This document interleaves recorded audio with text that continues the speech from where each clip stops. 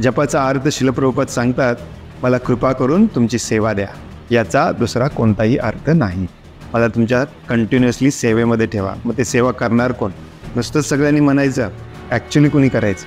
प्रभुपाद त्यांना म्हणायचे, असं जप करत नुसता बसला तर हे काम थोडीच होणार आहे. आपोआप काम करणे देखील आपलं भक्ताचंच कर्तव्य आहे. एक माळ करून दाखवा तुम्ही, मन विचलित न करता. एक माळ. किंवा प्रभूजी हरिदास ठाकूरांनी काय केलेलं, कमाल. मला वाटते तुम्ही हरिदास ठाकूरांच्या लेवलला आहे. मनी नाही भाव आणि देवा मला पाव, अशातला एक काम. दुसरं काही करू नका. जपाची क्वालिटी वाढवा. जपाची क्वालिटी वाढवा. जपाची क्वालिटी वाढवायची म्हणजे काय हे लक्षात घ्या तुम्ही. ॲक्च्युली जपाचा अर्थच माहिती नाही आपल्याला, मग कुठली क्वालिटी वाढवताय तुम्ही? तुला काय वाटतंय, दोन्ही सैन्याच्या मध्ये बसून भगवान श्रीकृष्णाने अर्जुनाला जपमाळ घेऊन जप करायला सांगितलेलं? नाम अपराध वाचा. तिसरा नाम अपराध आहे आध्यात्मिक गुरुच्या आदेशाचे पालन न करणे. किती लोक पालन करतात शिल प्रभुपादांच्या आदेशांचे? यालाच म्हणतात जपाची क्वालिटी वाढवणे. प्रभूजी, हे 10 नाम अपराध बंद करणे म्हणजे जपाची क्वालिटी वाढवणे. अजून काय असते जपाची क्वालिटी वाढवणे? अपराध नंबर 3, अपराध नंबर 7 आणि अपराध नंबर 10 सगळे करत असतात. आणि मग बरेचसे भक्त नामाभास स्टेजला असतात. नामाभास म्हणजे काय? त्यांना असं हवेत तरंगत असतात. त्यांना वाटत असते आपण कुठलाच अपराध करत नाही. Hare Krishna means, O Krishna, O the energy of the lord, kindly engage me in your service. Hare Krishna, Krishna Krishna. This is the meaning of Hare Krishna. It has no other meaning.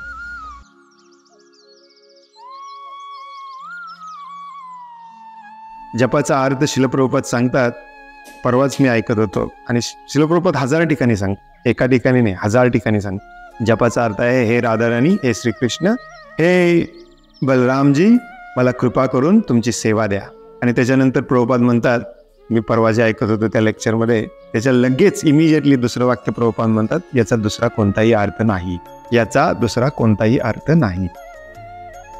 मग तुम्ही जर नुसतं नामजप करत असाल, दिवसभर जरी केला, 16 माळा नाही 64 192 माळा जरी केला आणि सेवा करायची तुमची इच्छा नसेल, तर ते सगळं युजलेस आहे, झिरो आहे. हे भाव बदलले पाहिजेत. जे 16 माळा जप करतात, एक कॅल्क्युलेशन म्हणून सांगतो मी, 1728 वेळेला ते भगवंतांना म्हणत असतात की मला तुमची सेवा द्या, मला तुमच्या कंटिन्युअसली सेवेमध्ये ठेवा. मग ते सेवा करणार कोण? नुसतंच सगळ्यांनी म्हणायचं, ॲक्च्युली कोणी करायचं? हवी नाही. प्रभुपादांच्या शिष्यांनी सगळ्या नुसतं जप करत बसले असते, हे 108 देशांमध्ये 108 मंदिरं झाली असते का? तुम्ही कधी वृंदावनला गेला असाल तर तुम्हाला दिसेल की वृंदावनचं जे मंदिर आहे पूर्णपणे संगमरवरामध्ये शिल प्रभुपादांच्या पाश्चात्य देशातल्या शिष्यांनी बांधलेलं आहे. मॅनेजमेंट त्यांनी बघितलेलं आहे. त्यांना काही माहिती नव्हतं इंडियात कसं मंदिर बांधतात. प्रभुपाद त्यांना म्हणायचे, असं जप करत नुसता बसला तर हे काम थोडीच होणार आहे. आपोआप काम करणे देखील आपलं भक्ताचंच कर्तव्य आहे. पण एक उदाहरण आहे शास्त्रामध्ये, ते म्हणजे नामाचार्य शिल हरिदास ठाकूरांचं. पण तो कोण करतो तसा? शिल हरिदास ठाकूरांचा जन्म होऊन 500 वर्ष होऊन गेले. या 500 वर्षामध्ये दुसरा हरिदास ठाकूर नाही झाला. आपल्याला 16 माळा जप करायचं होत नाही. एक माळ करून दाखवा तुम्ही, मन विचलित न करता. एक माळ. बऱ्याचदा हे असं सांगताना मग भक्त लोक उलटा युक्तिवाद करतात, किंवा प्रभूजी हरिदास ठाकूरांनी काय केलेलं, कमाल. मला वाटते तुम्ही हरिदास ठाकूरांच्या लेवलला आहे. हरिदास ठाकूरांच्या लेवलला गेलं तर तुम्हाला पण परवानगी आहे फक्त नाम जप. प्रभुपाद सांगतात, हे प्रभुपादांची वाक्य आहेत बरं का सगळी, मी तुम्हाला काढून दाखवू शकतो. प्रभुपाद अक्षरशः रागवतात त्यांच्या शिष्यांना मायापूरमध्ये. मूर्खपणा यार, मनी नाही भाव आणि देवा मला पाव, अशातला एक काम.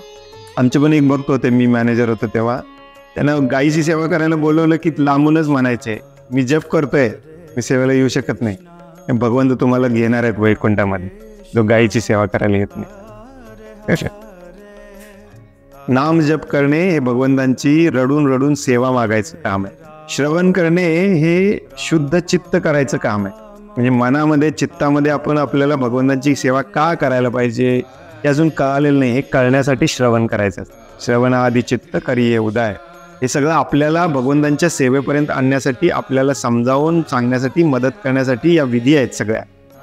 ऑफकोर्स यातली एखादी विधी तुम्ही 24 तास करत असाल तर त्याला मग सेवा म्हणतात. मग तुम्ही तसं करू शकता. या स्टेजला नाम जप कसं सुधारेल म्हणजे क्वालिटी सुधारण्याचा प्रयत्न करत म्हणतात ते बरोबर आहे. विचलित परत त्याच्यावर आता जस्ट फास्ट शिकून चालू आहे. कधीच सुधारणार नाही, कधीच सुधारणार नाही, कधीच सुधारणार नाही जोपर्यंत तुम्ही सेवा करायची इच्छा तुमच्या मनामध्ये येत नाही. कारण नाम जपाचा अर्थच असतो सेवा द्या. ती कशी सुधारणार सेवा न केल्याशिवाय? हे तुमचं मार्गदर्शनच चुकीचं करतात प्रभूजी. बऱ्याचदा हे मला असे बरेच भक्त मला येऊन सांगतात, कारण त्यांचं मार्गदर्शनच चुकीचं आहे सगळं. त्यांना मंदिरामध्ये असंच मार्गदर्शन केलं जातं.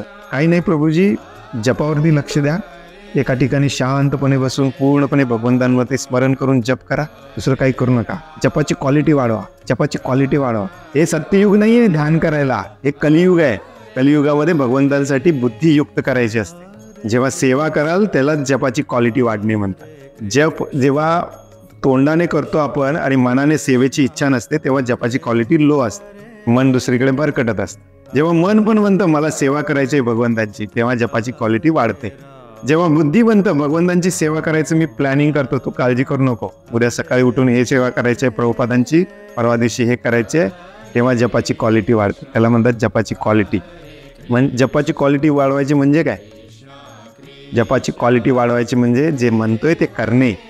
हे तुम्ही एखाद्या व्यक्तीला म्हणत असाल मी रोज सकाळी 10 वाजता तुला भेटायला येतो, रोज सकाळी मग मी तुला 10 वाजता भेटायला येतो, आणि 10 वाजता भेटायलाच जात नसाल, त्यांनी विचारलं का, तर तुम्ही असं म्हणणार आहे का त्याला, नाही मी चिंतन करतोय की तुला 10 वाजता रोज भेटायचं कसं, मी एकदा परफेक्टली चिंतन करतो आणि मग भेटायला येतो.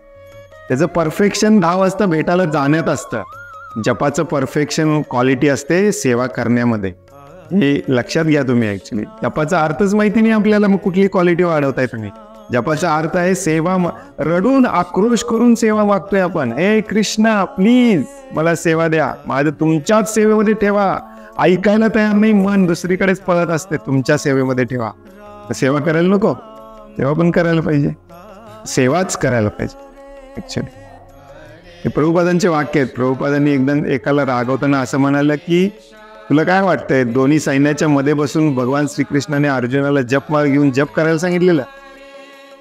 अर्जुनाला सांगितलेलं उठ आणि काम कर माझ्यासाठी, माझ्यासाठी कर, म्हणजे तू मला विसरणार नाही, मला स्मरण करत करत. दुसऱ्यासाठी जे केलास तर तुला बांधून ठेवणार. हे कलियुगामध्ये आपण खूप खालच्या पातळीला गेलेलो आहे, म्हणून आपल्यावरती कृपा करून भगवंतांनी प्रभुपादांसारखे आचार्य आपल्याकडे पाठवतात. ते सांगतात आपल्याला कमीत कमी 16 माळा जप करा आणि उरलेला वेळ भगवंतांसाठी काम करा. कारण काम करायची आपली इच्छा नाही, प्रवृत्ती नाही, ही प्रवृत्ती इच्छा निर्माण व्हावी म्हणून नाम जप असतं. या नाम जपाची सेवा करायची असते. कशी? नाम जपावरती पूर्णपणे मन केंद्रित करून, अगदी रडून रडून सेवा मागणे, आक्रोश करून की मला दुसरं काहीच नको आहे. हे माझं मन जे आहे ते दुसऱ्याच सेवेमध्ये कायम व्यस्त असतं स्वतःच्या इंद्रिय तृप्तीसाठी. याला तुमच्या सेवेमध्ये, तुमच्या चरणकमलांच्या सेवेमध्ये आणण्यासाठी मी सक्षम नाही आहे. त्यामुळे कृपा करून हे कृष्ण, हे राधाराणी मला मदत करा. हा जपाचा अर्थ असतो. याला नामसेवा म्हणतात. आता तुम्ही असं त्याच्यावरती प्रश्न कराल की मग आता आम्ही अजून प्रभूजी त्या स्तराला आलो नाही ना, त्यामुळे फक्त नाम जपावरतीच आम्ही कॉन्सन्ट्रेट करतोय. प्रभुपाद सांगतात की या स्टेजला आपण आलं पाहिजे 2 वर्षात. प्रॅक्टिकली 2 वर्षानंतर जरी देखील तुम्ही अजून 16 माळा जप करत नसाल आणि भगवंतांची सेवा करत नसाल तर ती तुमची इंद्रिय तृप्ती आहे. 2 वर्षानंतर माणसाने पूर्णपणे भगवंतांच्या सेवेमध्ये असलं पाहिजे. कमीत कमी 2 वर्ष, जास्तीत जास्त 2 वर्ष. कमीत कमी तुम्ही उद्यापासून सुरू करू शकता भगवंतांची सेवा. प्रभुपादांनी ॲक्च्युली प्रभुपादांच्या कारकिर्दीमध्ये प्रभुपादांनी किंवा त्यांच्या गुरु महाराजांनी कोणालाही घरी बसून फक्त जप करा, भगवंतांचं काही करू नका असं सांगितलेलं नाही. कोणालाही सांगितलेलं नाही. दीक्षा देखील दिलेली नाही अशा लोकांनी.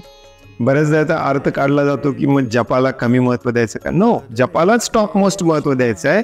परंतु सगळे जप आपण नाम अपराध युक्त करतो. अपराध रहित आपण जप करतच नाही. नाम अपराध वाचा. तिसरा नाम अपराध आहे आध्यात्मिक गुरुच्या आदेशाचे पालन न करणे. किती लोक पालन करतात श्रील प्रभुपादांच्या आदेशांचे? यालाच म्हणतात जपाची क्वालिटी वाढवणे. प्रभूजी, हे 10 नाम अपराध बंद करणे म्हणजे जपाची क्वालिटी वाढवणे. अजून काय असते जपाची क्वालिटी वाढवणे? बहु जन्म करे यदि श्रवण कीर्तन तबुतना पाये कृष्णपदे प्रेमधन. कित्येक जन्म जरी आपण जप केला 10 नामअपराधापैकी अपराध करत असलो तरी काही उपयोग नाही, जपाची क्वालिटी वाढतच नाही. तिसरा नामअपराध आहे आध्यात्मिक गुरुच्या आदेशाचे पालन न करणे. मग हे आज आपण जे वाचतोय, आजच्या तात्पर्यामध्ये जे वाचलं, कालच्या तात्पर्यामध्ये वाचलं, हे आपल्या आध्यात्मिक गुरुच आपल्याला आदेश देत आहेत, असं करा, असं करा, असं करा. प्रभुपादांची 2 वाक्य तुम्हाला मी प्रिंट करून लावा म्हणून सांगितलं.